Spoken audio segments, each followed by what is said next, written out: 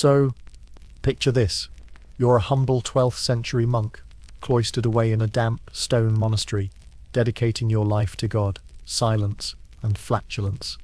Because unfortunately, Brother Ethelwine thought lentils and beer were a great dinner. Spoiler, they were not. Your only refuge, chanting through the pain while pretending divine intervention will fix your very earthly stomach. Welcome to medieval monastic life, where constipation was spiritual warfare, and the only cure for indigestion was prayer, or possibly death. Let's peel back the itchy woolen robes of religious life, and find out why being holy didn't mean being comfortable, at all. Still awake? Good. Subscribe for more medieval misery and weird historical side quests that make your own life feel oddly comfortable. The first thing you notice is the cold. Not a dramatic, stormy kind of cold. No, this is monastery cold, quiet, passive-aggressive, and bone-deep. It slinks under your robe and settles behind your kneecaps like it's paying rent, and it's not leaving anytime soon. You're standing at the gates of the abbey, the sun barely a whisper on the horizon, clutching your bundle of possessions, which is mostly a coarse blanket, a wooden comb, and the growing suspicion that you've made a terrible mistake, or rather that your parents did when they decided their 6th child was more useful as God's problem than theirs. No one welcomes you. There's no warm bread, no wise monk with a long beard and twinkly eyes. Just a heavy wooden door, and the distant echo of Gregorian chant floating through stone corridors like a haunted lullaby. You knock once, then again. Finally it creaks open, revealing a man whose expression suggests he was born tired and just never stopped. He doesn't speak. He just gestures. And just like that, you're in. The monastery smells like boiled linen and centuries of trapped farts. You're not being rude, that's just the spiritual aroma of communal life without central heating or privacy. Your feet echo on flagstone floors, slick with condensation. Moss creeps along the lower walls. There are no windows, only slits in the stone, which feel more like loopholes in a contract than architectural features. You're led down a hallway to the novices' dormitory, a room filled with identical straw-stuffed mattresses, each tucked beneath a narrow wooden plank that somehow qualifies as a bed. You're assigned one by gesture. Still no words, not even a nod. The silence isn't peaceful, it's weaponized. There's a list of rules, of course, which someone slides under your straw pallet. You read them by firelight that barely qualifies as a glow. No talking after compline. Rise at 3 a.m, pray 8 times a day. Meals are eaten in silence, with scripture read aloud. Baths are rare. Flatulence is frowned upon, but unavoidable. You already feel bloated. Fantastic. That night, as you try to sleep on what feels like a bundle of hay bound by regret, your stomach gurgles loud enough to earn a warning look from Brother Osric in the next cot. You try to shift quietly, but the straw beneath you crackles like it's judging you. You close your eyes and pretend you're anywhere else. You fail. The bell tolls at 3 a.m. Not metaphorically, literally. A monk with questionable joy in his heart rings a cast-iron bell, loud enough to rattle your bones. You dress in the dark, tripping over your own robe, and stumble into a cold chapel where a line of half-asleep men begin chanting in Latin. You do not know Latin. You mouth along, like a drunk wedding guest, pretending to know the lyrics to Ave Maria. And your stomach is back. It churns, whines, and makes a noise that can only be described as deeply heretical. You clasp your hands tighter. Maybe God won't notice. Maybe Brother Aldrich won't glare at you like you've just insulted his dead grandmother. Again, you fail. You are not allowed to speak, but your digestive tract never took the vow of silence. You shuffle through Lauds, Prime, Terce. All prayers that sound less like spiritual milestones, and more like mid-bosses in a medieval video game. Your knees hurt. Your robe itches. You are now 11% sure you're allergic to wool. 48% sure your soul is already halfway cleansed by flatulence alone, and 100% sure this is the worst bed and breakfast experience of your life. By noon, you've scrubbed floors, peeled root vegetables, and attempted to read a psalm while your internal organs attempt synchronized swimming. Lunch is a bowl of beige stew and one chunk of bread that may or may not be weaponizable. It's eaten in silence while the prior reads from a Latin text about humility. Humility, as it turns out, tastes a lot like boiled leeks and regret. You glance around the table. Every face is a variation of the same expression, blank devotion tinged with digestive despair. No one smiles. No one speaks. But you can tell that everyone here, at some point, had the same moment of realization you're having now. This is your life now. And you chose this, sort of. Your parents said it was an honor giving a child to the church. You weren't consulted. You were handed a sack, a blessing, and a one-way walk. You try to remember the warmth of your family hearth, the noise of siblings, the smell of roasting onions. You try not to cry, not because it's forbidden, but because honestly, what's the point? That evening after Vespers, you crawl into bed. Your body aches. Your brain buzzes with monotony. Your stomach groans in existential protest. Outside, the wind howls through the abbey arches, carrying with it the cold breath of a world that has closed its doors behind you. You close your eyes and whisper the only prayer you can muster. Please don't let me fart during matins. And that's when it hits you, not just the cramp, but the reality. You can survive silence. You can survive hunger. But can you survive both, while your body loudly disagrees? Let that sink in, along with your dinner, because tomorrow starts with beans. You learn very quickly that monastic cuisine is not a blessing, it's a biological betrayal. Breakfast, if you can call it that, is a slice of yesterday's bread. And by yesterday, I mean it was probably baked, sometime before the last crusade. It has the consistency of sandstone and the flavor of disappointment. You chew for so long your jaw stages a protest. No butter, of course. Butter is for feast days. And this is Tuesday. The real kicker, they hand you a cup of beer with it. Yes, beer. At 6 a.m. because the water is a death sentence. Literally. Medieval streams were essentially open sewers with bonus frogs, so the monks, in all their divine wisdom, decided slightly fermented barley juice was the safer option.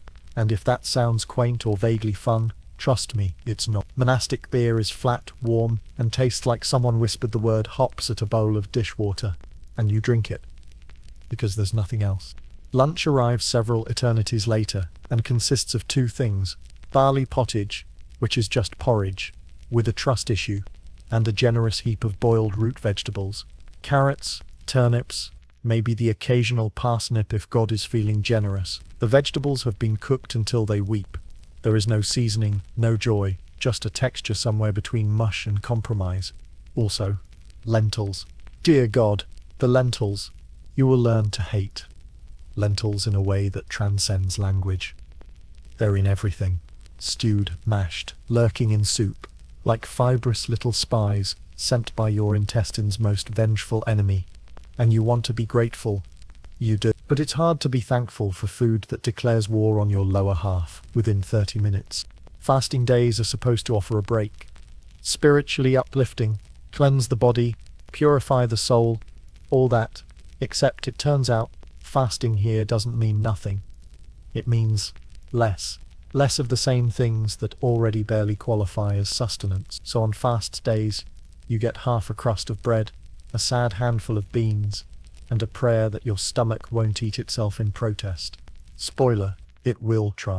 The monks say that hunger is the key to humility, but humility doesn't feel holy when your insides are composing an opera in D minor. You start measuring time by how loudly your gut can growl during morning prayers. Once, during Terce, your stomach made a noise, so offensive Brother Godric dropped his palter. You whispered a silent apology, not to him, to the saints. Dinner is the same thing again. Pottage, lentils, possibly cabbage. If you're lucky, someone overcooked it to the point where it's more of a suggestion than a vegetable. If you're unlucky, it's undercooked, and you get to enjoy the thrilling adventure of medieval bloating all night long. Here's where it gets personal. There is no privacy. Not at meals, not after meals, not ever. So when the cramps hit, you clench and pray. When the gas builds, you suffer in silence. And when it escapes, oh, when it escapes, it echoes through the stone halls like a demonic trumpet. Nobody reacts. That's the monastic way. But the judgment hangs in the air, silent and pungent. You wonder if this is why the monks walk so slowly. It's not humility, it's self-preservation. Every step is a negotiation between dignity and digestive chaos. And just when you think your body might finally adjust, they switch it up. They bring in peas. Peas are worse than lentils. They're round. They roll. They hide in your bowl, like tiny landmines of doom. And they don't digest, they expand. You feel them fermenting inside you like some cursed alchemy, transforming barley beer and repentance into something truly monstrous. You start having daydreams, vivid, shameful fantasies about cheese, a roast chicken, a single ripe plum. You remember honey, sweet, golden, completely illegal during Lent, and feel your mouth water in treasonous betrayal. You even catch yourself sniffing the spice rack in the kitchen like it's a love letter from a better world. And then there's Brother Osric, who once served in the kitchens. Rumor has it he saw a fig once, just one. He doesn't talk about it. His eyes go soft with grief. One evening, in the communal hall, someone passes gas during silent reading. It's sharp, piercing, emotionally violent. No one reacts, not a flinch. You sit perfectly still, resisting the urge to laugh or cry, because you know, it could have been you, it probably was you. You're no longer even sure. You begin to realize that digestion is the true penance. That this life isn't just about faith or piety, it's about battling your own bowels while pretending you're ascending toward enlightenment. And the question starts to nag at you. Can you really achieve spiritual clarity when your insides are throwing a tantrum in 4-part harmony?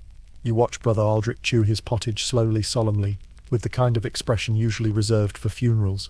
He looks like a man who once dared to eat a boiled onion and paid the price. You wonder what would happen if you just didn't eat. What if you skipped a meal? Just one. But then you remember, hunger cramps are even worse. Hunger cramps plus lentils, that's the 9th circle of hell. So you keep eating. Because to be a monk in the 12th century is to know that salvation apparently tastes like soggy root vegetables and consequence. You lie awake that night, the wind howling through the abbey arches, your stomach conducting its own haunting canticle. You press a hand to your gut and whisper the only mantra you truly believe in now. This too shall pass. Literally. Eventually. So, you need to go. Not spiritually. We covered that in morning prayer. Go. Your intestines are staging a full-blown rebellion, and your only remaining hope is that medieval monastic plumbing is by some divine miracle not utterly cursed. It is. Welcome to the Reda Daughter. That's the Latin word for what we might generously call a bathroom. Except it's not really a room, and the word bath has no business being anywhere near it. Picture a long, narrow stone chamber attached to the dormitory, suspended over a trench of moving water. If you can call what's down there water, it's more of a sluggish soup, a medieval broth of human misery that trickles just slowly enough to be metaphorically insulting. You're guided there by Brother Osric, who gestures toward a row of stone slabs with suspiciously smooth holes carved into them. No partitions, no curtains, just you, your shame, and the very real possibility of eye contact during evacuation. And there's Brother Edmund, already seated 2 holes down. He doesn't look at you, you don't look at him. But you both know. You hike up your robe, sit cautiously, and attempt to find a position that feels even remotely respectful to your dignity. You fail. The stone is cold. Like this was quarried by glacier monks. Cold. Your knees tremble. Your body protests, and your stomach, your old untrustworthy companion, chooses this moment to make a sound like a dying goat. Brother Edmund sighs. It is both a judgment and a prayer. You try to relax. You try to breathe. But every echo, every splash, rings out like a tiny church bell of humiliation. The acoustics are a cruel joke. You consider humming a hymn just to mask the worst of it. But even your embarrassment has limits. Let that sink in. You're literally praying for your bowels to be quieter. This is your life now. The monks pride themselves on cleanliness. Cleanliness is close to godliness, says Brother Thaddeus, who's clearly never cleaned this place without losing a part of his soul. Every few days the trench is flushed, a process involving buckets of river water, several heaving novices, and a smell that lingers in your skin for a week. If you catch the wrong wind, you'll gag on your way to morning prayers. Oh, and let's talk hygiene. There is no toilet paper. What there is, however, is a communal cloth on a stick, affectionately referred to as the Gomph stick. It is shared. It is rinsed. It is the stuff of nightmares. You consider death. You seriously consider just never pooping again. But you do, because you must. Because monks, it turns out, poop too. The older monks have their own tricks. Brother Aldrich has developed a technique of fasting before feast days. ensuring he won't need to use the redotor during high traffic hours. Brother Cuthbert always carries a pouch of dried mint leaves, which he chews while in residence, to mask the smell, or perhaps to distract his soul from leaving his body. But none of them speak of it. It is the unspoken shame of the cloistered life, a brotherhood of silent sufferers navigating digestion with the poise of trained monks, and the gastrointestinal trauma of pilgrims during plague season. One day, it gets worse. Dysentery, a spoiled barley batch, or a tainted root. No one's sure. But suddenly, the line to the reredotor stretches down the hall. Chanting is quieter. Meals are skipped. The trench bubbles with ominous intent. The infirmary overflows. Brother Anselm collapses mid-sermon. Brother Godric has that wild look in his eye, the one that says he's won him away from full-body evacuation. You are not spared. It begins with a gurgle, then a lurch, then a mad, humiliating sprint down the corridor, robe flapping, belt unfastened, dignity disintegrating in your wake. You make it just in time, barely. You don't pray for healing. You pray for silence. You pray that no one recognizes your shoes under the stall. You fail. Brother Edmund again. He sighs. Again. You begin to wonder, is this humility? Is this what the scriptures meant when they said to lay down worldly pride? Because it sure feels like you've laid down everything else. Eventually the outbreak passes. The trench is flushed. The gomp stick is burned, mercifully, and the monastery resumes its quiet rhythm of prayer, contemplation, and occasional gastrointestinal betrayal. But you're changed. You now know which stones are warmer in the morning. You know to avoid the third seat from the left, the one with the suspicious crack. You've learnt to breathe through your mouth, and to hum quietly when the acoustics get too revealing. And most of all, you've learnt the sacred truth no sermon will ever tell you. Communal toilets? They test your faith more than the devil ever could. So the next time someone romanticizes the medieval monastic life, with its candle-lit halls and soul-cleansing chants, gently remind them there were no doors on the latrines. And sometimes, the only thing holier than silence was the relief of leaving. They say Gregorian chant is the sound of heaven, ethereal, sacred, a symphony of souls reaching toward the divine in perfect unison. What they don't say is how much it echoes when your stomach decides to join in. It's 3 a.m., and the chapel is dark, cold, and flickering with candlelight. The half-moon casts a ghostly sheen across the stone floor as you shuffle to your place in the choir stalls. The others are already there, silent, still, wrapped in robes, like miserable burritos of devotion. Someone clears their throat. Someone else sniffs. And then the chanting. Monks sing in plain song, slow, smooth melodies with no real rhythm and no instrumental accompaniment. It's designed to quiet the mind, to focus your spirit on God. It's beautiful, until your digestive system chooses that exact moment to perform its own solo. It starts with a tremble, a tremor, a suspicious gurgle that reverberates against the wooden bench beneath you. You try to tighten your core muscles, to channel your breath into holy resistance, but it's too late. It escapes, soft, traitorous, and absolutely not in D minor.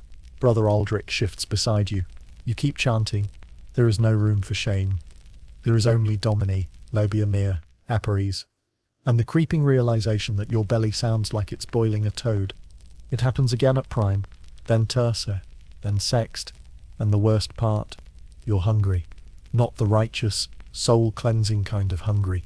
The kind of hungry that makes you hallucinate cheese wheels during Kaurielason. Your gut is empty, yet somehow still noisy. You'd think fasting would bring peace. It brings acoustics. You try to meditate through it. You try to become one with the chant, to let the long Latin syllables distract you from the gas curling like regret in your lower abdomen. But it's hard to contemplate divine mysteries when your intestines are trying to escape the building. And here's the kicker.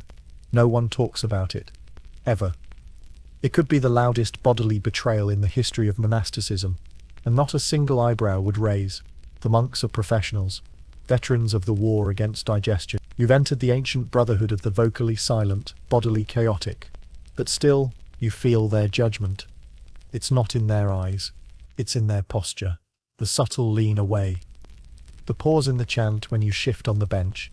The way Brother Osric always chooses to sit 2 stalls away now, even though proximity is encouraged. You begin to fear meals less for their taste, and more for the acoustical consequences. You start avoiding the thicker stews. You become strategic about cabbage. You weigh the moral calculus of accepting seconds against the shame of a midnight movement. And yet, the chanting continues. It's not all pain. Sometimes, rarely it works. The chant envelops you. Your breathing syncs with the melody. Your thoughts soften. For a fleeting moment you forget the cramps, the cold, the slow humiliation of monkhood. You feel weightless, free. Then your stomach chirps like a confused pigeon, and the moment is gone. One evening, during Vespers, something strange happens. Your belly remains still, quiet. You make it through an entire hymn, a long one. Without incident, you dare to look around. Brother Cuthbert is nodding slightly to the rhythm. Brother Gregory's eyes are closed. Brother Edmund hasn't sighed in 15 minutes. It's peaceful, genuinely peaceful. And then, Brother Aldrich lets one rip. It's loud, brazen, a full-bodied betrayal that echoes through the chapel like divine judgment. No one flinches. No one turns. But you see it, the tiniest flicker of a smirk on Brother Gregory's face, a twitch at the corner of Brother Osric's mouth. You bite your lip. You lose. You snort, just once, and immediately cover it with a cough. It's the closest thing to laughter you've had in weeks. Let that sink in. You haven't laughed. Not really. Not since arriving. But in that moment, surrounded by stone, song, and the enduring soundtrack of fragile digestion, you feel human again. Later, as you walk in silence through the cloisters under the stars, you wonder, is this the point? Not the suffering, exactly, but the surrender to routine, to humility, to the absurd. You chant through pain, you eat through fear, you pray through cramps, and still, you go on. Gregorian chant, it turns out, isn't just for angels. It's for monks with bad bowels and better poker faces. You begin to lean into it, the rhythm, the repetition. You find a strange comfort in the ritual, in knowing that no matter how your body betrays you, the chant carries on. You can fart in Latin now. That's growth. That's great. The next morning, as the first syllables of Lauds rise into the cold chapel air, you close your eyes, take a deep breath, and join in, stomach churning, voice steady, because this is your life. And you've finally found harmony in the dissonance. Enter Brother Thaddeus, the monastery's herbalist, healer, and part-time chaos agent. If you're expecting a gentle, wise figure with flowing robes and a comforting presence, adjust your expectations. Brother Thaddeus smells like wet sage and defeat. His hair looks like it's been scared into permanent disarray, and he speaks in cryptic mutters about wind demons and the humours. He keeps a mortar and pestle on him like a weapon, and genuinely believes mulled nettle tea can solve everything from stomach cramps to demonic possession to a stubbed toe. You meet him after your third straight day of what can only be described as intestinal jazz. You're bent over in the cloister garden, pretending to weed, but really just trying not to collapse into a pile of dirt, and your own digestive regrets. Brother Thaddeus appears behind you, sniffs once like a hunting hound, and says, "Ah, the belly's possessed." You don't have the energy to argue. He leads you to the infirmary, a small, cold room that smells like boiled dandelions and old wool. Jars line the shelves, filled with mysterious things, pickled roots, dried mushrooms, something that might be frog parts, and a suspiciously human-looking tooth labelled Saint Veneranda's molar. You're told to lie down on a table that squeaks when you breathe. He pokes your stomach with 2 fingers and frowns like a man trying to remember if he left the oven on. Then he nods gravely and announces, "Blocked humours, likely black bile, possibly gremlins." He begins his treatment. First, a poultice of mustard seed and sheep fat, heated until it's warm, then placed directly on your abdomen. It feels like being hugged by a very disappointed stew. Next, he hands you a cup of something green and steaming, with a texture somewhere between soup and betrayal. You sip, you regret. It tastes like boiled moss mixed with expired licorice. Then, and this is key, he offers you a corrective lozenge, which turns out to be dried eel skin rolled in crushed fennel and wrapped in linen. You're supposed to chew it slowly. You chew it never. You hide it under the table and nod solemnly. Let's pause and appreciate this moment. You are in the year of our Lord 1147, lying on a splintery table, wrapped in a mustard-fat compress, pretending to enjoy a dish sponge of eel jerky, while Brother Thaddeus hums softly and rubs lavender oil on your temples. Breathe that in, dust and all, you ask, as respectfully as you can without vomiting, if there's a simpler solution. Perhaps bread, or rest, or the sweet release of death. Brother Thaddeus raises a finger. Bloodletting, he declares. You stare. He's serious. He retrieves a brass bowl, a dull-looking knife, and a confidence that deeply concerns you. He says it's to balance your internal wind. You say your wind seems perfectly active already, but he's not listening. He ties a belt around your upper arm, mutters a prayer to Saint Fiacre, patron of hemorrhoids apparently, and gives you a look that says, "This will hurt you more than it hurts me." You faint before the first cut. When you wake up, you're missing a few ounces of blood and most of your trust in the medical profession. Back in the dormitory, Brother Aldrich notices the pale green stain on your robe and the bandage on your arm. He nods knowingly and mutters, "Thaddeus," then pats you on the back, not in comfort, but in solidarity, like a man who, too, once survived the nettle purgative. And so begins your education in monastic medicine. You learn that for indigestion options include boiled mint leaves, prayer, heated stones, licorice root, and, if all else fails, purging by sacred herbs, which is just a poetic way to say you're going to throw up in Latin. You learn that crushed garlic is good for evil in the belly, but bad for sharing a room. You learn that some monks swear by honey and vinegar, while others believe chanting the psalms backward while holding a goose feather is the only true cure. None of it works, but something strange happens anyway. You start feeling better, not physically, not really, but emotionally, spiritually, because now you're part of the system. You've been poked, poulticed, bled, and bled. You've joined the long line of monks who suffered through intestinal chaos and came out the other side slightly more herbal than before. Still, you remain skeptical. Late one night, you feel the familiar rumble. You know what's coming. You slip quietly out of the dormitory, past the cloisters, into the cool silence of the garden. The stars are sharp above you, and your stomach is performing its usual betrayal. But instead of pain, you feel a strange comfort. You've survived worse. And when the cramp hits, you breathe through it. Slowly, like Thaddeus taught you. You even whisper one of his weirder mantras. Through bile to balance. It makes no sense. And yet, here you are, standing, mostly up. You return to bed, passing Brother Thaddeus asleep in his cell, curled around a jar of pickled dandelions like a child with a teddy bear. You almost smile, almost, because you know in the morning there will be more pottage, more chanting, more tea that tastes like mossy foot, and when it doesn't work, you'll be back here again. It is Lent, again. You're not sure how many Lents you've lived through at this point. Time inside the monastery is like overcooked porridge, formless, lukewarm, and somehow always stretching longer than you want it to. What you do know is that fasting is no longer a spiritual test. It's a gastrointestinal death match. Here's how fasting works in theory. You abstain from meat, dairy, eggs, fat, anything remotely indulgent, and replace it with a spiritual focus on prayer and sacrifice. In practice, you're surviving on one meal a day of legumes boiled into an existential crisis. And it's not optional. It's the law of the rule. You fast on Wednesdays. You fast on Fridays. You fast for saints. You fast for sins. You fast because someone sneezed on a holy relic and we all agreed to feel bad about it. Breakfast? Non-existent. Lunch? A spoonful of lentil broth with the consistency of murky bath water and the emotional weight of a funeral dirge. Dinner?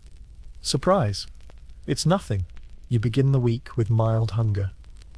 But by day 4, your body has turned on you.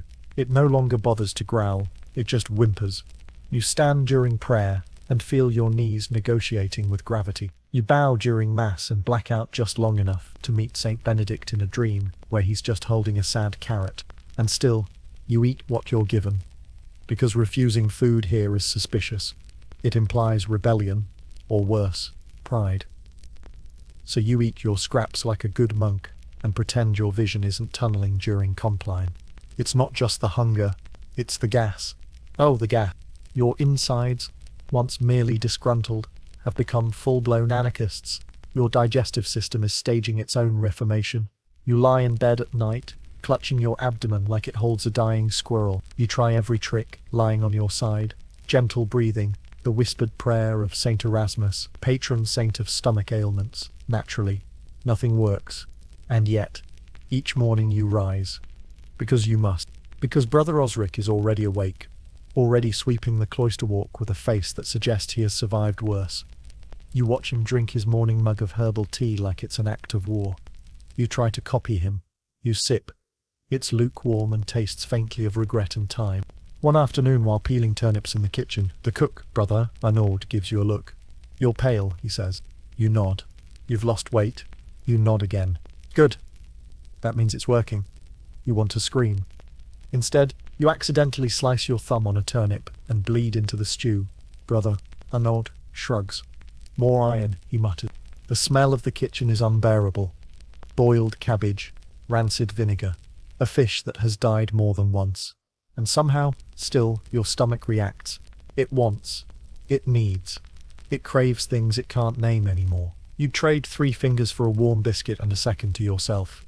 You wonder, was Jesus this gassy? You try to imagine the Last Supper, 13 men in one room, all eating unleavened bread and dried fish. You shudder. Perhaps that's why Judas left early. Perhaps he was just trying to find a bathroom. Let that sink in. You've become the kind of person who finds theological comfort in imagining the apostles had indigestion. By week 2, something breaks, or bends.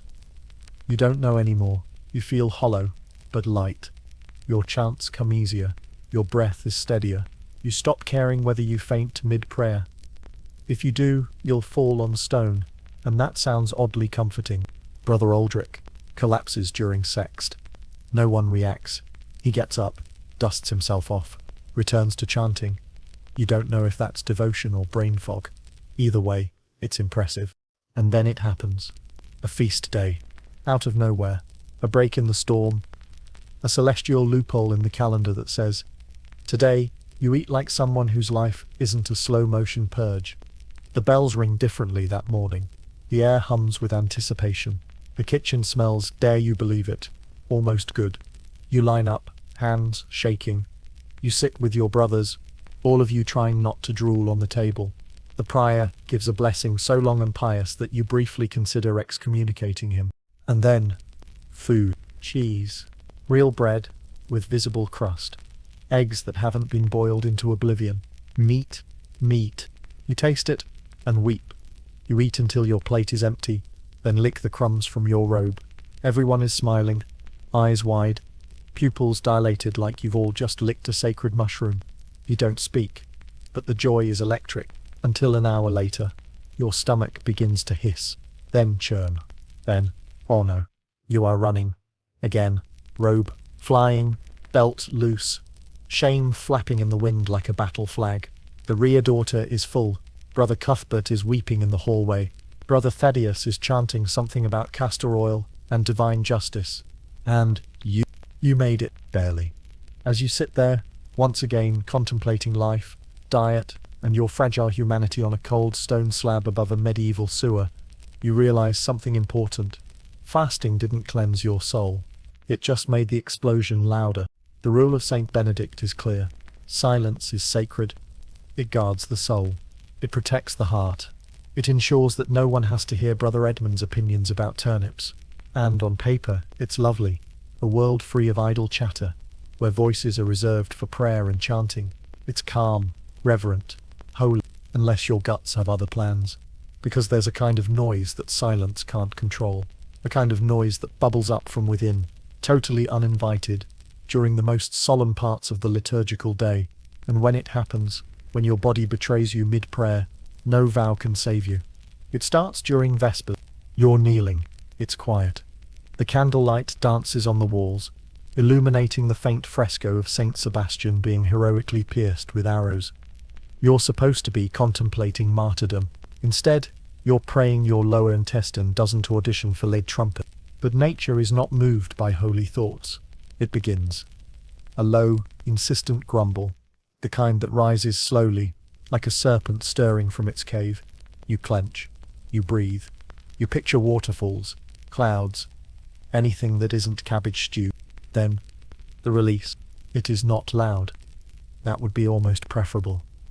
It is the other kind, the whisper, the ghost, the theological question mark. And it spreads, slowly, accusingly, through the air around you. Brother Aldrich coughs. Brother Osric shifts. You feel your soul leave your body and hover by the pulpit, and that's when you snap.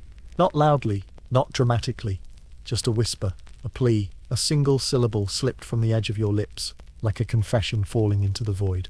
Help. Brother Cuthbert hears you. He turns, eyes wide. You've broken the rule, not with a sermon, not with blasphemy, but with the quiet, desperate squeak of someone losing the war with their digestive system. You expect punishment. You expect thunder. You get a nod. And later, alone, sweeping the cloisters in silence, he finds you. No words are spoken, but he pulls a crumpled linen pouch from his robe and presses it into your hand. Inside are dried mint leaves, a few fennel seeds, and a fragment of ginger root. The look in his eyes says, I understand. You are not alone. That night, in the dormitory, it happens again. A wet, declarative blast from somewhere near the east wall. No one moves. But then a laugh, quiet, breathless, scandalous.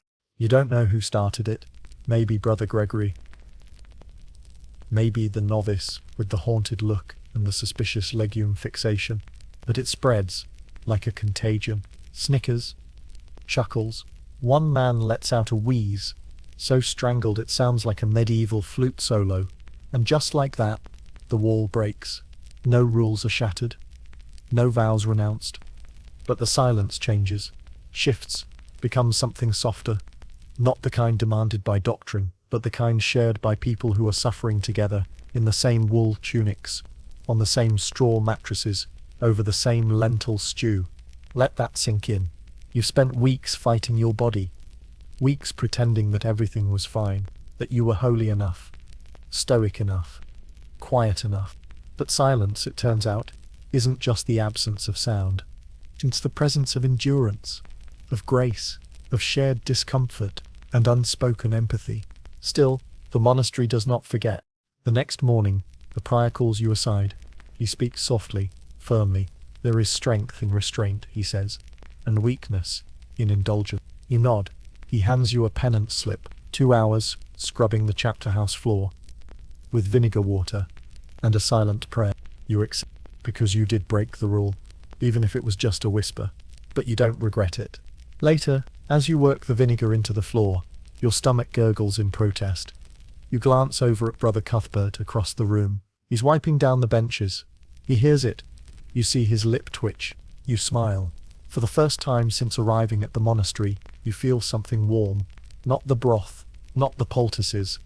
Something deeper, something human. Companionship. You're still hungry, still gassy, still not convinced that dried mint is a viable medical solution, but you're no longer pretending you're fine. And oddly enough, that makes the silence easier to keep, because now you know what's behind it. By now you've accepted that medieval medicine is less about healing and more about vibes.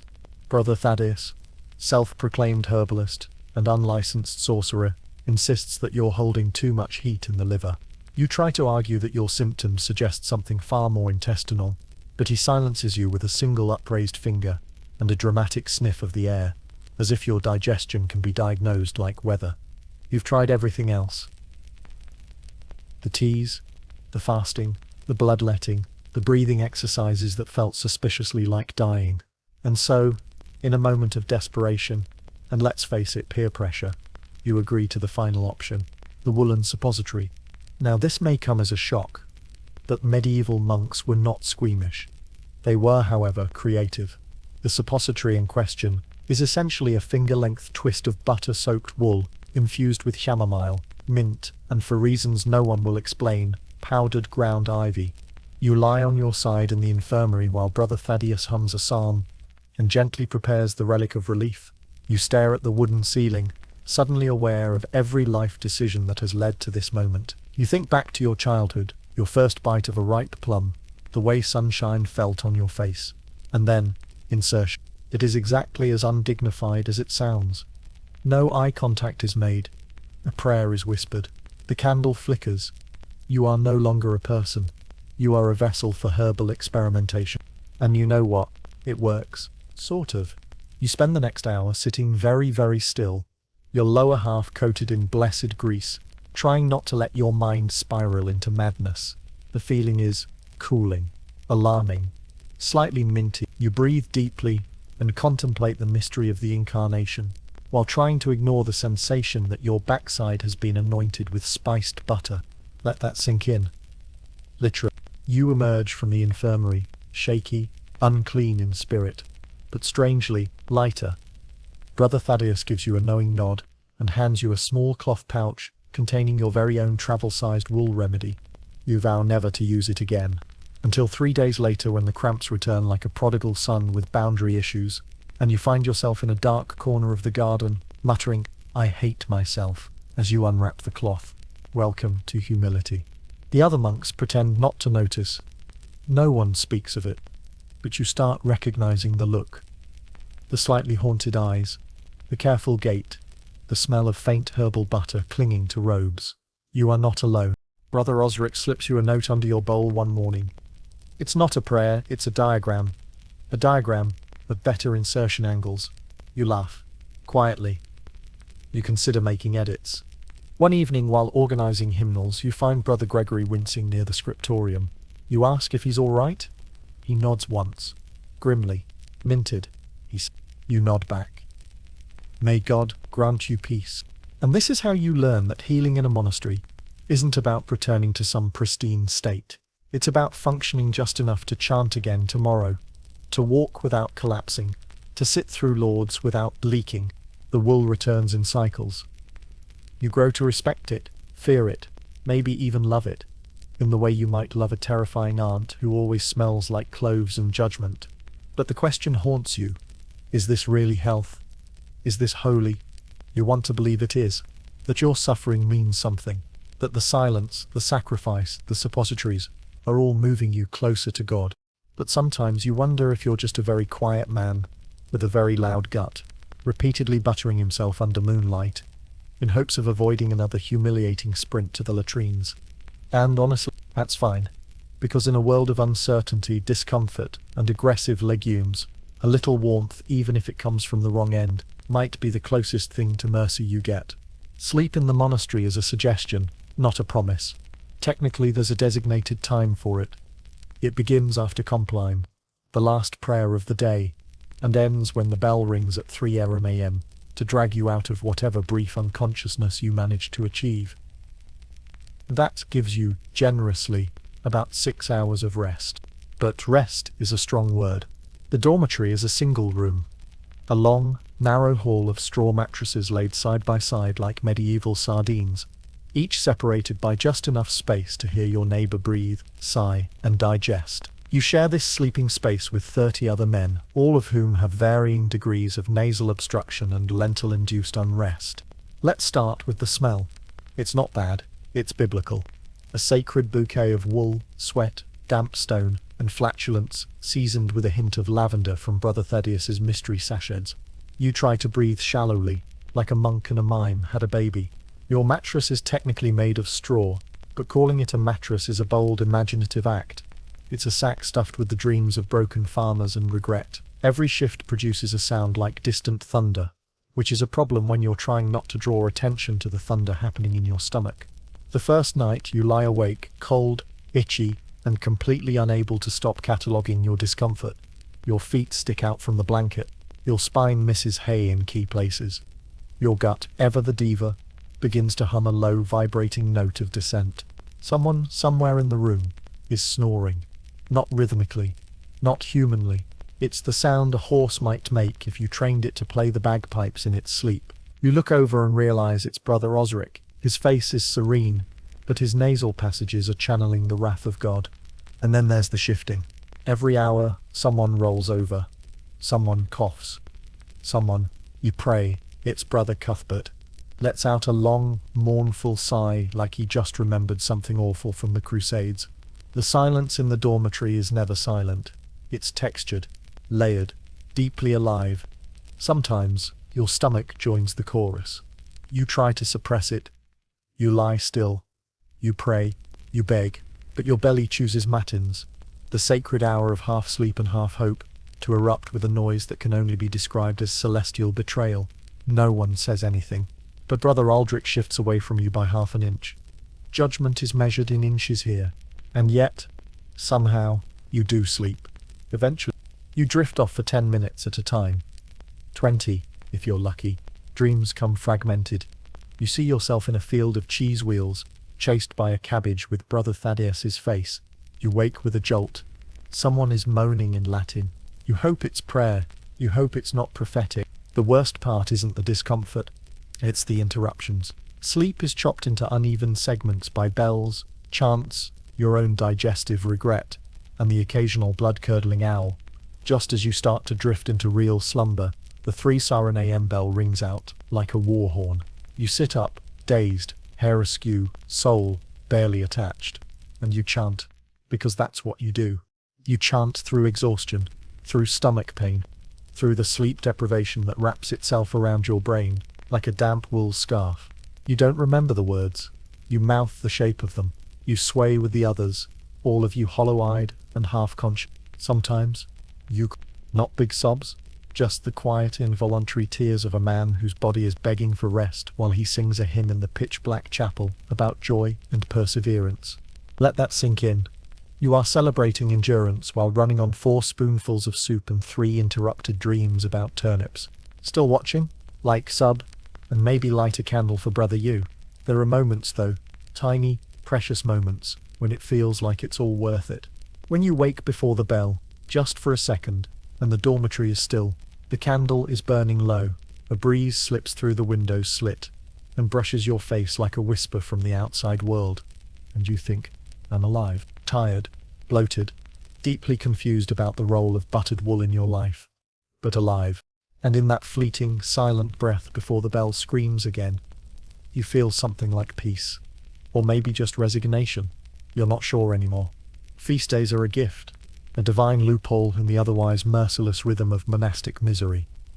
They appear suddenly on the calendar like forgotten birthdays. Saint someone's martyrdom, the Virgin's something or other, or a local miracle involving a goat and a poorly timed sneeze. And with feast days comes food. Real food. You wake up to the smell. It hits you in the face like a warm slap of hope. Meat roasting, onions caramelizing, bread baking with actual wheat. Brother Arnaud is humming in the kitchen. Brother Osric is polishing spoons. Someone's scrubbing a pot like they mean it. Even the bell sounds jolly. You pretend not to feel joy. That would be improper. But you smile inside your face, and that's enough. Chores pass in a holy blur. You weed twice as fast. You recite psalms with the enthusiasm of a man promised dairy. And when the chapel service ends, you march to the refectory like a knight approaching his destiny. You sit. You fold your hands. You wait. The prior stands and gives a long, unnecessarily detailed blessing. You nod along while your stomach screams in Aramaic, and then finally the platters arrive. Cheese. Eggs. Fish that hasn't been boiled into sadness. Bread that crunches when broken. And miracle of miracles, wine. Actual wine. In modest cups, of course, because drunkenness is a sin. But so is living without joy for more than 3 consecutive months. You eat slowly at first, savouring each bite like it's the last taste you'll ever know, then faster, then shamelessly. The monks are silent, but the eyes are wild. Brother Cuthbert is vibrating. Brother Aldrich is weeping softly into a bowl of buttered peas. You reach for seconds, then thirds. Your body forgets everything. The fasting, the bloating, the week of cabbage-flavoured agony. None of it matters, until it does.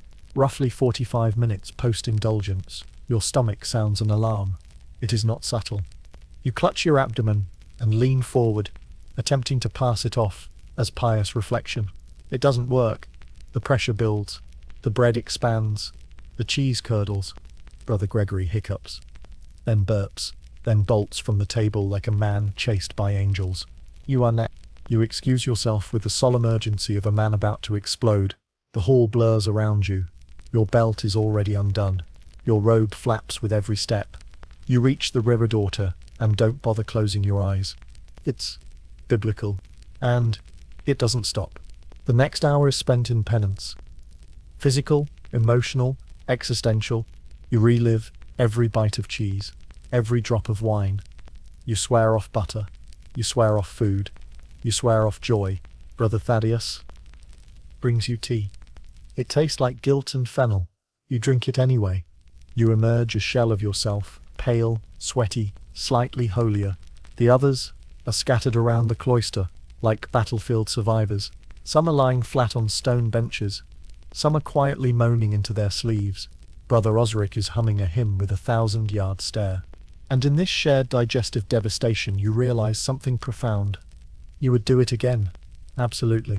Without hesitation. Because for that brief shining moment, you remembered what it was like to taste, to feel, to laugh. Internally, of course.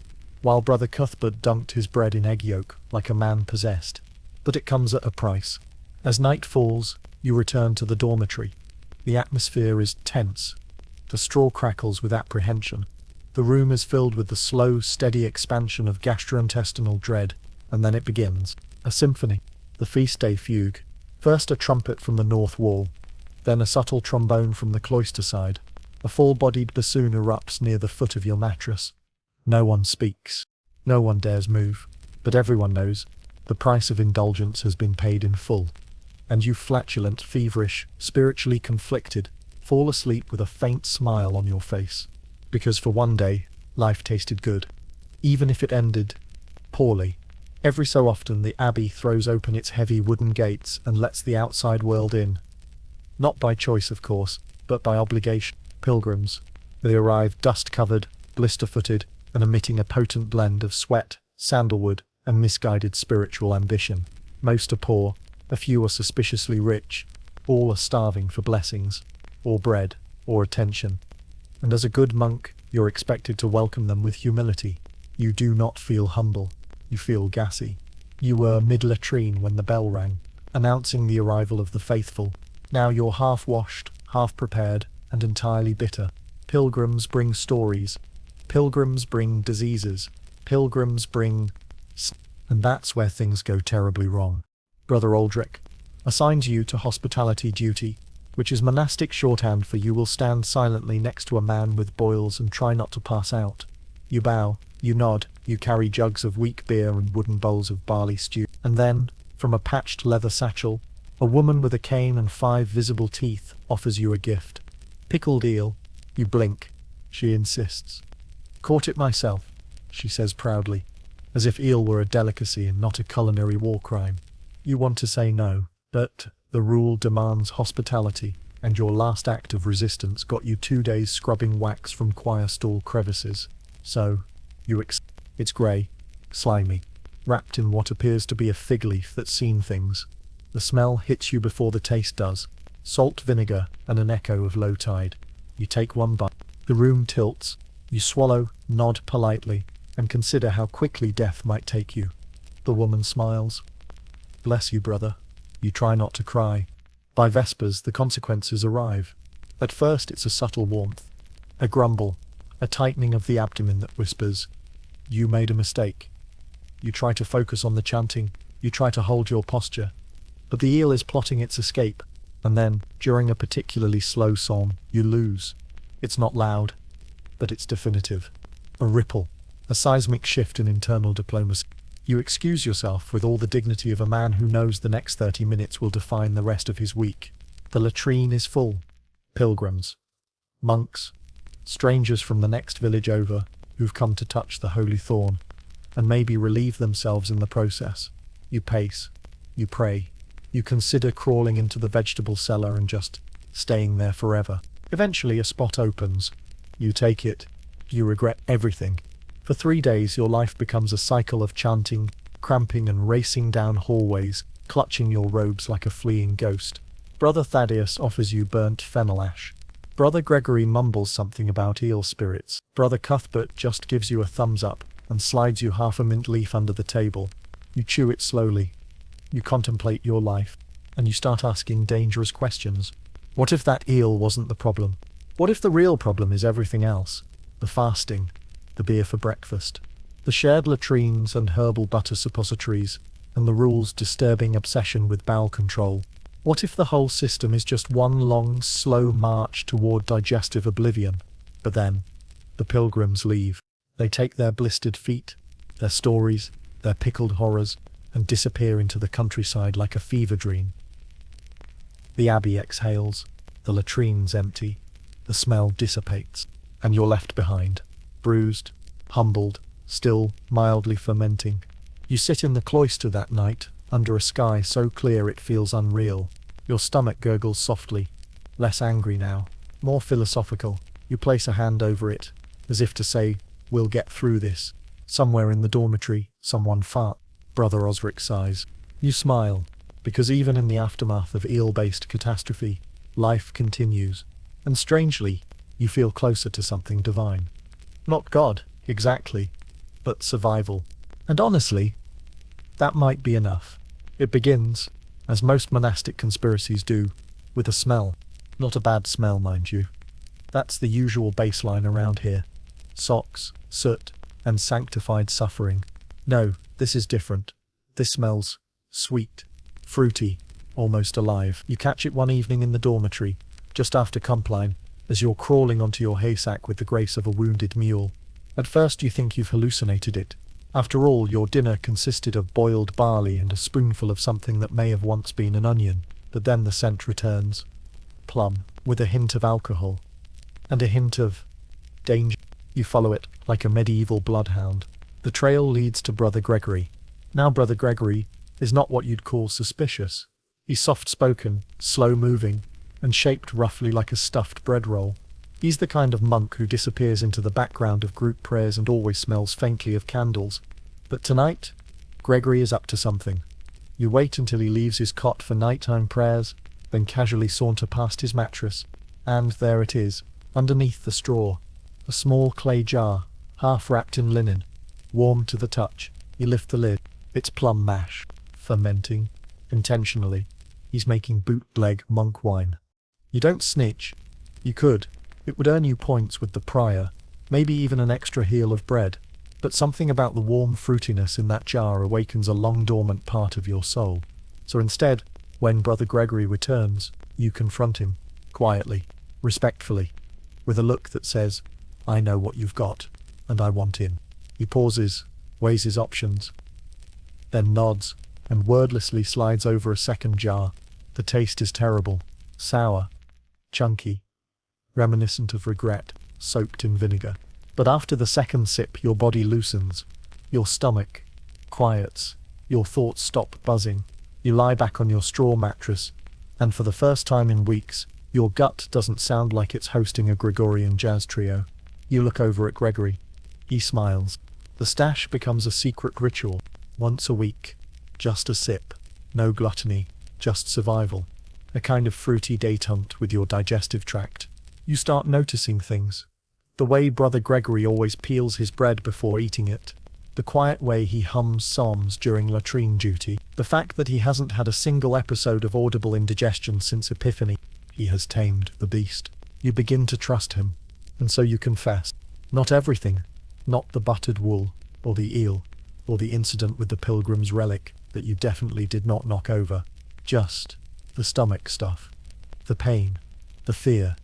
The endless performance of being fine when your bowels have clearly joined a rebellion. He listens, then tells you his story. Turns out, Brother Gregory was once a baker, a real one, in a town with yeast and ovens and flour, not just barley husks and prayers. He entered the monastery after his wife died, a grief so deep, he says, that he needed silence louder than mourning, and when he arrived, his body revolted, the food, the rhythm, the endless stillness. So he started fermenting plums, not to escape, to stay. You nod, because you get it now. It's not about breaking the rule, it's about surviving it. After that, the jar becomes a symbol, not of sin, but of mercy. You don't drink to get drunk, you drink to remember that your body is still yours.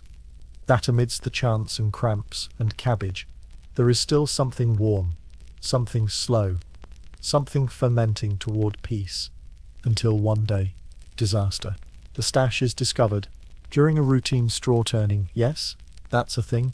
Brother Osric, lifts Gregory's mattress and gasps, loud enough to startle a cat 2 cloisters over. The jar is confiscated. The prior is called. The dormitory is assembled. Brother Gregory steps forward without being asked. He bows. He confesses. He does not mention you. Not once. You want to speak, to share the blame, but Gregory's face says no. This is his to carry, his gift, his risk, his penance. He is assigned double work duty. No feasts, no extra bread, 2 weeks of copying psalms about temperance in the scriptorium. Until his fingers cramp, you visit him there, slide a plum into his hand during morning prayers. He doesn't smile, but he doesn't cry either. That night, your stomach growls, loudly, publicly. No one judges, because they all know now, that sometimes holiness doesn't come from silence or songs. It comes from something sticky, purple, and hidden under a straw mattress. The sermon begins with a cough, a sharp, papery thing from the prior's throat, followed by the slow rising of his frail body from the wooden choir stall. He moves with the gravity of a man who hasn't pooped comfortably since Pentecost. The chapel falls silent. 30 monks shift on 30 wooden benches, each aware that today's homily will be about one thing: self-control. You brace yourself. Brother Prior leans on the pulpit. His face is thin, pale, and shaped like someone who has meditated himself into dehydration. His eyes scan the room with a calm, surgical cruelty. The belly, he begins, is the seat of temptation. He doesn't look at you. Not directly. But you feel the burn. It craves. It groans. It grumbles. It leads us toward indulgence, toward weakness, toward gluttony. You sit straighter. You try to look unbothered. Meanwhile, your own belly gurgles like a distant drum roll of doom. Some, he continues, allow the body to speak louder than the soul. You think of the eel. You think of the plums. You think of the night you whispered help into the void and meant it from both ends. The sermon continues. It is not fire and brimstone. It's quieter than that. More surgical. A slow dissection of monastic dignity with a side of guilt. He speaks of Saint Anthony, who survived in the desert on wild herbs and grace alone, of Saint Benedict, who rolled in thorn bushes to silence his lustful thoughts, of Saint Etheldreda, who fasted so fervently she once fainted into a puddle and thanked God for the coolness. No one mentions digestion, but everyone feels it. You glance sideways at Brother Cuthbert. He's sweating. Brother Osric is clutching his stomach like a guilty toddler. Brother Gregory is staring at the pulpit with the glazed expression of a man contemplating a second offense. You can't blame him, because the thing is, you've tried. You've tried to be good. You've chewed every piece of stale bread with holy intention. You've prayed through cramps. You've chanted while actively burping regret. You've held in sounds so unnatural they should be classified as relics. And still, your body betrays you. So, the question blooms, hot and shameful in your chest. If I'm trying this hard, why do I still feel like a failure? The prior pauses, sips water, lets the weight of his words hang in the air like incense. Then, discipline is not about comfort. It is not about peace. It is about mastery. He sits. The bells ring. The monks rise. You stay seated a moment longer, staring at the flickering candle wax pooling like melted time on the floor. Mastery. That word lands like a stone in your gut. You walk through the rest of the day with it echoing in your skull, bumping against your ribs, settling like an unwelcome guest in your already crowded digestive tract. Mastery. Of what? Hunger, pain, gas. You scrub the cloister tiles with more force than usual, as if the floor itself has wronged you. You chant louder at vespers. You refuse the second ladle of pottage at dinner. You nod solemnly at the prior like a man determined to ascend above his own flesh. And then, just after compline, your stomach audibly threatens murder. Brother Aldrich looks over. You close your eyes. This is your life. This is your mastery. Later that night, lying on your straw mattress, you wonder if the saints had moments like this. If Saint Anthony ever sat under a fig tree, clutching his side, wondering why righteousness sounded so much like gas. If Saint Benedict ever rolled in those thorn bushes not for lust but because he'd eaten spoiled goat cheese and needed to be distracted from his bowels. It's comforting to think they might have. You drift off into a dream, where Saint Etheldreda offers you ginger root and a warm rock for your belly. She smiles kindly. She smells like vinegar and roses. You wake up before the bell. It's quiet, dark, cold. Your belly is calm, for now. And as you sit on the edge of your mattress, feet cold against the stone, the candlelight flickering low, you say your own kind of prayer. Not for mastery, but for mercy.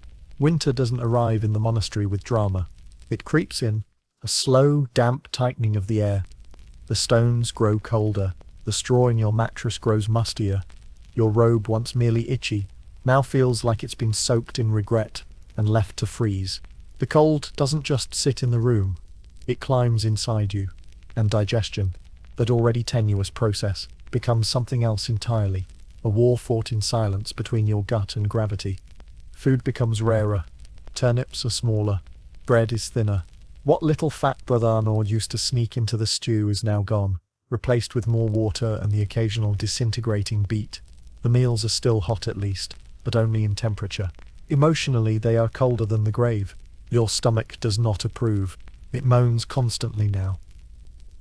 Not in protest, in mourning. You try to hide it. You pray harder. You chew slower. You drink tea made from bark and mint, and possibly one of Brother Thaddeus's fingernails. Nothing helps. Then, during tear-seed, Brother Aldrich collapses. No drama, no noise. He just slowly tips over mid-hymn and lands in a heap like a deflated cassock. The service pauses. 2 monks carry him out. No one speaks. No one needs to. You're all on the edge. Later, you find him in the infirmary, bundled in 6 robes and sipping broth that smells like sadness. He smiles weakly. "Wind demons," he says. You nod solemnly. That night, Brother Cuthbert passes you a small crust of dried bread under the table. "Extra," he whispers. You raise an eyebrow. He shrugs. From Brother Osric. Later, Brother Osric catches your eye in the dormitory and gives the tiniest nod. You respond with your first genuine smile in 3 weeks. And just like that, something shifts. The silence doesn't go away, but it softens. It becomes communal. You all know what you're going through. You've heard each other's stomachs cry in the night. You've shared infusions, crusts, seat warmers, and guilt. You're not alone anymore. One morning, Brother Thaddeus appears with a new concoction. It's thick, brown, pungent, chest paste, he announces. For circulation. You eye it with suspicion. He slathers some on your chest anyway. It smells like cinnamon and mildew. Your skin tingles. You think it's helping. Or maybe you're just happy to be touched by something other than cold air and despair. In the scriptorium, Brother Gregory scribbles marginalia into the corner of a psalm. "Blessed are the bloated, for they shall know patience." You choke on your breath. He winks. And suddenly, the rule feels less oppressive. Not because it's changed, but because you're no longer fighting it alone. Every chant is a group effort. Every fast is a silent pact. Every fart is an act of mutual forgiveness. One evening, during Compline, you look down the choir line and see it. The twitch of a smile, the sideways glance, the brief flare of shared suffering. You're all in it together. The cold, the cramps, the endless parade of spiritual indigestion. It's oddly beautiful. You begin to treasure the quiet gestures. The way Brother Cuthbert always saves you a seat near the warmer wall. The way Brother Osric gently nudges your elbow when you look like you might collapse. The way Brother Thaddeus wordlessly leaves you dried ginger on your windowsill every Tuesday. None of this is recorded in the rule, but it's real. You stop praying for mastery. You start praying for each other, because suffering alone is misery. But suffering together, that's community. It happens on a Tuesday, cold, damp, indistinguishable from the 400 Tuesdays that came before it. You're walking back from Matins, stomach quiet for once, when you realize something's changed. No gurgling, no twisting, no desperate clenched prayer mid-hymn, just a strange and disorienting calm. It feels suspicious, like your intestines are plotting something. But the hours pass, and the peace remains. You chew your turnip soup thoughtfully. Your body accepts it like a truce. Brother Osric nods at you approvingly. Brother Cuthbert raises his brows in celebration. It's the first time you've finished a meal without sweat on your upper lip since Epiphany. And slowly, painfully slowly, you accept it. You've adjusted, or more accurately, you've mutated. You are no longer just a monk with digestive issues. You are a gastrointestinal veteran of the cloister wars.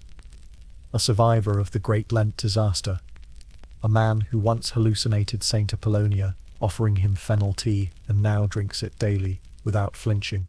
Your body doesn't protest anymore, not because it's healed, but because it's stopped complaining. You have reached the final stage of monastic digestion, acceptance. You don't crave comfort. You don't resist discomfort. You just exist with it. It's almost spiritual. You now fast with grace, even when the stew is just hot water with hope. You chant with strength, even if your breath smells faintly of nettles and suppressed rage. You sleep lightly, like a man ready to be woken by bells, cramps, or divine visions. Whichever comes first. One evening, you watch Brother Aldrich weep quietly over a slice of radish and offer him your last crumb of bread. He smiles, eyes shining, and murmurs, saintly. You scoff, but something soft flickers in your chest. You didn't come here to become holy. You came because your family needed one fewer mouth to feed. But somehow, despite the pain, the hunger, the sheer humiliating frequency of your bowel events, something sacred snuck in. Holiness didn't arrive on the wings of angels. It came hidden in suffering. You are not better than you were before, but you are more human. And maybe that's the point. Later that night, as you light the last candle in the scriptorium, the silence feels full rather than empty. The cold feels sharp rather than cruel. The pain, still there, still real, feels less like punishment and more like presence. You are here, still breathing, still praying, still passing wind discreetly into your robe. Folds like a pro. You chuckle. Just one. And for the first time in this long, absurd, blessedly painful journey, you feel at peace. There comes a point in every monk's life when he stops asking, "Will this make me better?" and starts asking, "Will this make me seem better?" You've arrived. Your body is a patchwork of small discomforts and silent regrets. But if anyone asks how you're feeling, you bow. You smile. You say, "By God's grace, quite well," and then you go dry heave into a compost pit behind the infirmary. Brother Thaddeus is the monastery's closest thing to a doctor, which is to say, a man with access to jars, hundreds of them, dried roots, powdered frogs, infusions of things that look like regret in liquid form. His cure for abdominal pressure this week is equal parts mint, prayer, and ale heated until it screams. You take it. It does nothing. But you nod appreciatively, because pretending to be fine is easier than discussing your digestive apocalypse. That, and you don't want to end up under his knife. Yes, knife. He's developed a fascination with minor procedures lately, including tumor cutting and experimental leech therapy, neither of which inspire confidence when your main symptom is internal gurgling. When you limp into the infirmary one morning, holding your side like a tragic opera character, Thaddeus presses a relic into your hand. It's a splinter of sandalwood, allegedly from the actual sandal of Saint Veneratus, patron of mysterious ailments and mildly haunted intestines. You must pray over this, he says solemnly. 3 times a day. You do, because hope at this point is as medicinal as anything in the jar. Meanwhile, Brother Osric has developed a cough, so violent it threatens to unseat the chapel's roof tiles. The herbal paste doesn't help. The prayers echo uselessly, but each morning he bows and says, "Fit as a fiddle," and you pretend to believe him, because that's what you both need. The monastery, you realize, runs not on herbs or relics or divine intervention, but on the sacred art of acting unbothered. And that's the true miracle. One night, you catch a glimpse of yourself in the reflection of the cloister window, hunched, pale, eyes sunken like lost relics. You look awful. You look holy. Later, Brother Gregory, dear, morally ambiguous Gregory, passes you a warmed bottle of something that smells suspiciously like plum wine. You take a sip. It burns. You cry. Then you laugh. And then, without meaning to, you say, "I'm okay." And for the first time in weeks, it feels partially true. Maybe healing isn't always about removing the pain.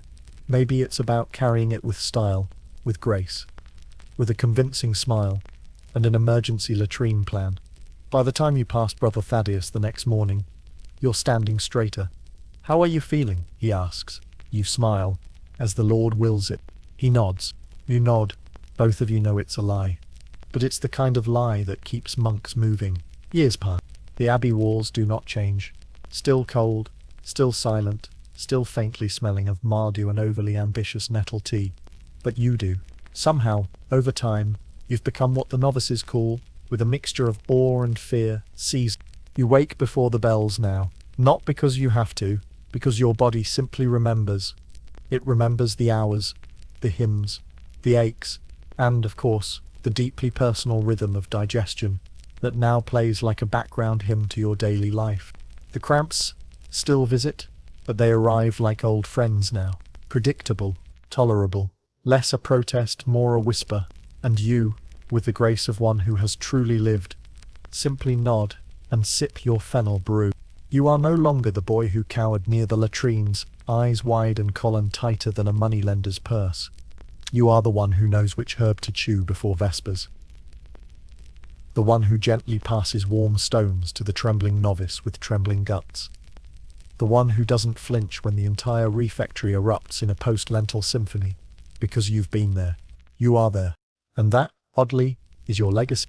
Not sermons, not illuminated manuscripts, but the quiet, flatulent solidarity of the faithful. You remember Brother Aldrich's last winter. He barely spoke, but every night he left a small crust of bread on your bedroll. You never thanked him. He never asked you to. But when he passed, gently, silently, between Compline and Lord's, you wept like your bowels after a cabbage feast, because you knew what he had carried, and now you carry it too. The monastery continues. Novices come, trembling and thin, with hollow eyes and confused intestines. You watch them fumble through chants, through meals, through spiritual and gastrointestinal agony. And when the time is right, you pass them a peppermint sprig or a warm look, or on one particularly desperate night, the legendary wool poultice of Brother Thaddeus, still intact in its jar. You don't need thanks, because your body remembers. And through that memory, you offer peace. One morning, you kneel in the chapel as light spills through the cracked glass, fractured gold and dusty blue dancing across the stones. You close your eyes, you inhale, and yes, the room still smells like holy damp and boiled sadness. But also, like home, the pain never really left. But it transformed. It stopped being punishment and became reminder of humility, of absurdity, of endurance. The monastery did not perfect you. It refined you. It sanded you down until nothing remained but breath, prayer, and a belly that no longer flinched at silence. You were shaped by stone, by ritual, by indigestion, and by the quiet companionship of others who bore the same. And so, you rise. One more day, one more chant, one more meal of holy, terrible beans. And you smile, because you are not alone. And somehow, you never were. So, if you've ever felt bloated, lost, or strangely spiritual during a bout of indigestion, you're not alone. Monks felt it too, in freezing abbeys with no plumbing and too many lentils. Like, subscribe, and light a metaphorical candle for those still suffering in silence and in stomach.